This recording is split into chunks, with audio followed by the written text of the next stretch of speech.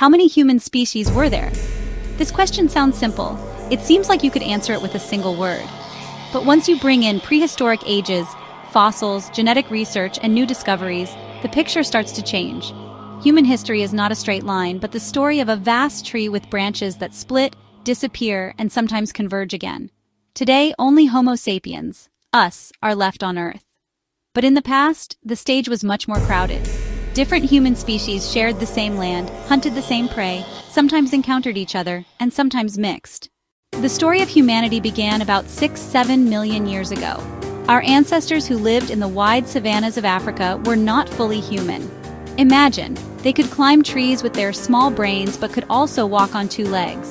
The most well-known of them is Australopithecus afarensis. Its most famous representative is the skeleton named Lucy, found in Ethiopia in 1974. Lucy walked on two legs, but her brain capacity was only about 1/3 of a modern human's. About 2.4 million years ago, Homo habilis appeared on the scene, known as the handyman. They were the first to make and use simple stone tools. Imagine, shaping a stone to make it sharp and using it to cut meat or break bones. A small movement, but a giant leap. Then came Homo erectus. Emerging about 1.8 million years ago, this species was one of the longest lived in human history. For them, fire was not just a heat source, but also meant safety, cooking food, and was the heart of social life. Moreover, Homo erectus was the first to leave Africa and spread into Asia and Europe. These migrations opened the door to different evolutionary paths in different regions. Humanity now belonged not just to Africa, but to the world. About 400,000 years ago, a new species emerged in Europe and Western Asia, Neanderthals. They were strong, robust, and physically adapted to the cold. They managed to survive the harsh conditions of the ice ages. But Neanderthals didn't just have strong bodies. They made complex stone tools, painted on cave walls, and buried their dead. Genetic research has revealed something surprising. Today, 1.4% of living humans' DNA is of Neanderthal origin. In 2008, a tiny finger bone discovered in the Denisova cave in Siberia changed human history. DNA analysis showed it belonged to a previously unknown human species, the Denisovans. Especially in the DNA of Asian and Oceanian populations, the Denisovan legacy is clear. In fact, a special gene that enables survival at high altitudes on the Tibetan Plateau may have been inherited from the Denisovans. This shows that even though they stayed in the shadows, their impact was lasting.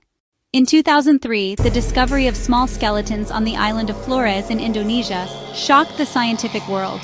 Homofloresiensis, or the Hobbits, stood only about 1 meter tall. Despite their small brains, they made stone tools and hunted. In 2013, the discovery of homonaledi in a South African cave surprised scientists again. They lived about 250,000 years ago. Their brains were small, but evidence suggests they buried their dead. For a long time, it was believed that different human species lived separately, but genetic research proved this wrong. There was genetic exchange between Homo sapiens, Neanderthals, and Denisovans. These species weren't just competitors, they were also mixing populations. So amidst all this diversity, why did only Homo sapiens remain? There's no clear answer, but several theories stand out. Language and intelligence. Complex language made cooperation and the sharing of knowledge easier. Art and culture, cave paintings, rituals, symbols, all expanded the human mind. Adaptability, desert, glaciers, tropical forests. We managed to survive everywhere. The question of how many human species there were helps us understand not just the past, but also today, because we still carry their legacy. Immunity genes from Neanderthals, adaptation to high altitudes inherited from Denisovans, maybe even some of our tendencies. How many human species were there? Today's scientists speak of at least 9 separate species, but that number may be even higher. Every new discovery rewrites human history. Maybe tomorrow, when a new cave is opened in a corner of the world, we'll meet a relative we never knew existed. The story of humanity is not about the lost species, but about the shared heritage they created together. And this story is still not finished. If you enjoyed this fascinating journey through human history, don't forget to like our video, subscribe to our channel, and leave your thoughts in the comments. Stay tuned for new discoveries and more on the adventure of humanity.